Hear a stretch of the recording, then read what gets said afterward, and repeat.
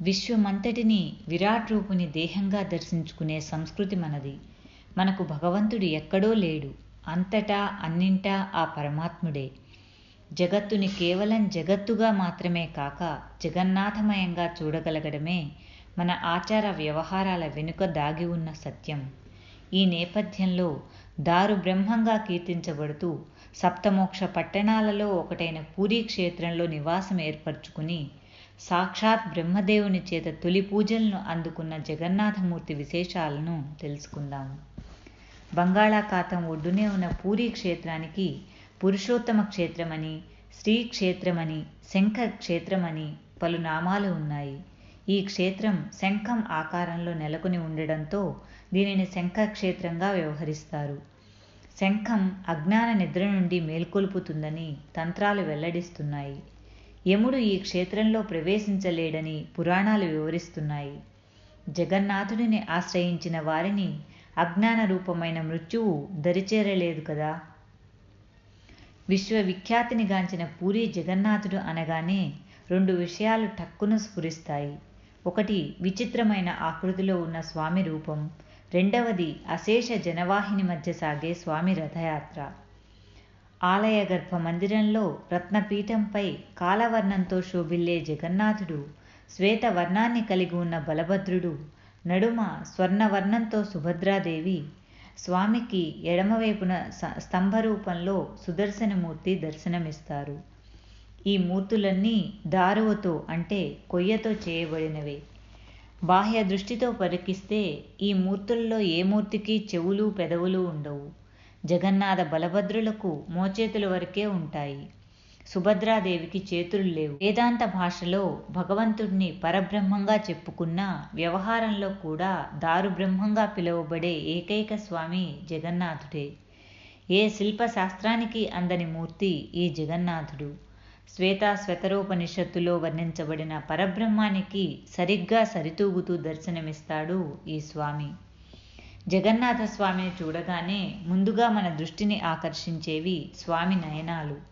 సాధారణంగా కనిపించే నేత్రాలకు విరుద్ధంగా అవి గుండ్రంగా ఉంటాయి. వృత్తాకారంలో పూర్తిగా అరవిచ్చిన పద్మం వలె ఉండి పద్మంలోని దళములను అన్ని వైపులా విరజిమ్ముకున్నట్లుగా ఆయన చూపులు అన్ని వైపులకు తిప్పగలిగే వీలుతో ఉంటాయి. ఆ నయనాలు సమస్త విశ్వాన్ని నిశితంగా అన్ని వైపుల నుండి పరికిస్తున్నాయా అనిపిస్తుంది. మరొక విశేషం ఏమిటంటే ఈ కన్నులకు రెప్పలు ఉండవు. రెప్పపాటు కూడా లేకుండా విశ్వాన్ని అనుక్షణం గమనిస్తున్న వాడే కదా జగన్నాథుడు. ఇంతకన్నా అభయప్రదాయకుడు మరెవరు ఉండగలరు? భగవంతుడు సర్వకాలాల్లో సర్వ అవస్థల్లో అందరినీ గమనిస్తూ ఉంటాడనేందుకు పూరీ జగన్నాథుడే ప్రత్యక్ష సాక్ష్యం. పూర్ణత్వానికి నిదర్శనంగా నిలిచే ఆ కన్నులు సదా కృపావర్షాన్ని కురిపిస్తూ ఉంటాయి. అయితే మరి ఆ కృపావర్షపు జల్లు అందరి మీద వర్షిస్తుందా అనే దానిని చూద్దాం. సాధారణంగా వర్షం కురుస్తున్నప్పుడు వర్షపు జల్లు ఇంట్లో కప్పు కింద కూర్చున్న వారి మీద పడదు. ఏ ఆవరణ లేకుండా బయట ఉన్న వారి మీదే పడుతుంది. జగన్నాథుని కృపావర్షపు జల్లు కూడా విషయాలనే చూరు కింద స్థిరంగా కూర్చున్న వారి మీద కురవదు. ఎవరైతే వాటి నుండి బయటపడి నిరావరణంగా నిలుస్తారో వారినే ముంచెత్తి వేస్తుంది. శ్రీ చైతన్య వంటి ఎందరో మహనీయులు స్వామి కృపాధారలో మునిగి తరించారు, మనకు ఆదర్శమూర్తులుగా నిలిచారు. మరి ఈ కృపాధారలో తడవాలంటే మానవ ప్రయత్నం చేయవలసిందే. మానవ జన్మ పరమావధి అంతా ఇందే దాగి ఉంది. జగన్నాథ స్వామి చేతులు మోచేతుల వరకే కనబడుతున్నా అవి కూడా ఒక విధమైన ప్రత్యేకతను కలిగి ముందుకు చాచబడి ఉంటాయి. ఇది ఒక విశేషం. తన దరికి చేరి రమ్మని స్వామి మనసారా ఆహ్వానం పలుకుతున్నట్లుగా ఉంటాయి. మోక్షగాములకు ఇంతకు మించిన ఆహ్వానం మరెక్కడ లభిస్తుంది? రత్నపీఠంపై స్వామితో పాటుగా ఉన్న బలభద్ర, సుభద్ర, సుదర్శనుల తత్వాన్ని కొంత గ్రహించే ప్రయత్నం చేద్దాం. మనలో ఉన్న తాపత్రయాలను తొలగించేందుకు సదా తన చేతనున్న నాగల్ని తిప్పుతూ నిలుస్తాడు ఆ బలభద్రుడు.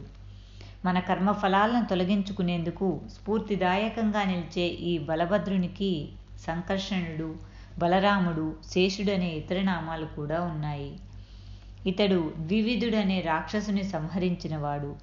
ద్వివిధుడంటే మరెవరో కాదు, ద్వంద్వాలను కలిగి ఉన్నవాడు, భేదభావాన్ని కలిగి ఉన్నవాడు. మరి మనలోని భేదభావనలు, ద్వంద్వాలు తొలగాలనుకుంటే అటువంటి అసురత్వాన్ని దునుమాడిన ఈ బలభద్రుని కృప ఉండవలసినదే. సుభద్రాదేవి అన్న పేరులోనే మంగళములను, శుభాలను ప్రసాదించే దేవి అని అర్థం.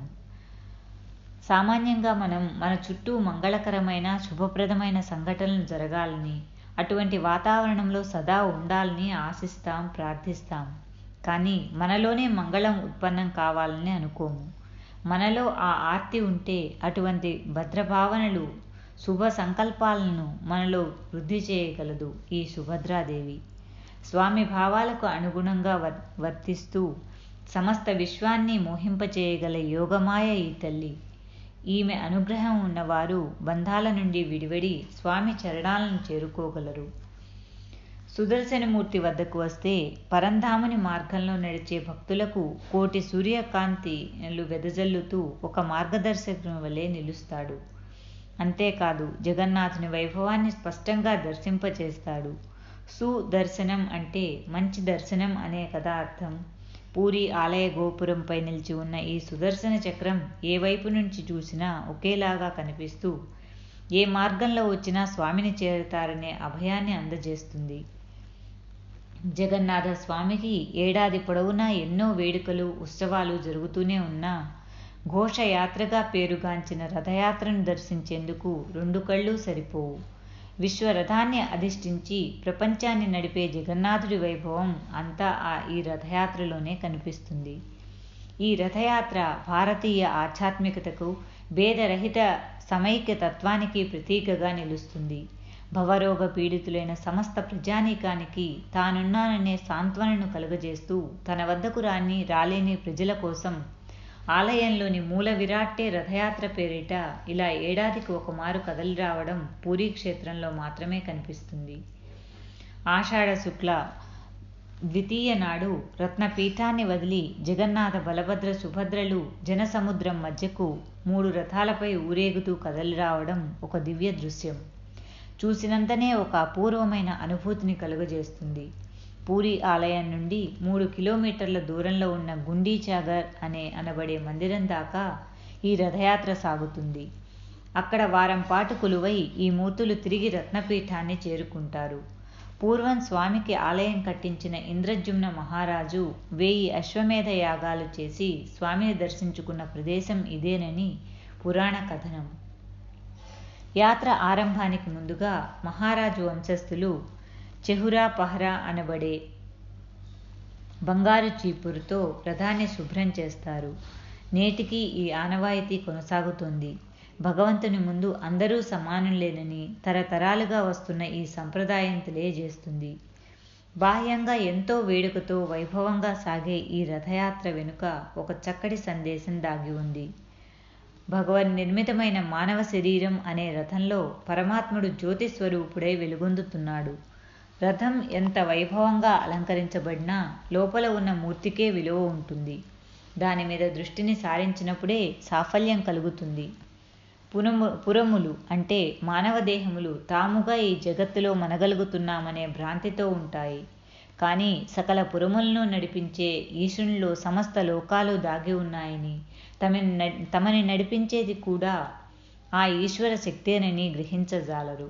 అజ్ఞాన దోషమే దీనికి కారణం.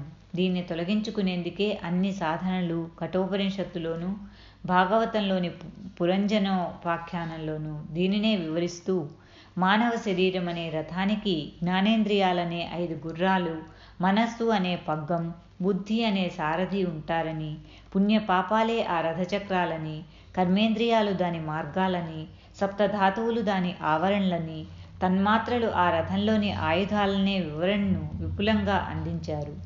శరీర రథంలో హృదయ సింహాసనాన్ని అధిష్ఠించి ఉన్న పరమాత్మని దర్శించమని రథయాత్ర మనకు ప్రబోధిస్తుంది. చరైవేతి చరైవేతి అని అంటూ వేదమాత మనకు సోమరితనం కూడదని, జీవన రథాన్ని ధర్మాచరణంతో ముందుకు నడిపించుకోమని ప్రబోధిస్తోంది.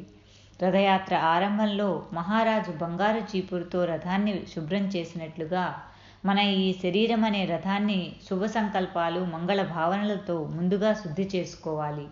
అప్పుడే ఈ జీవన రథయాత్రకు పరిపూర్ణత్వం లభిస్తుంది.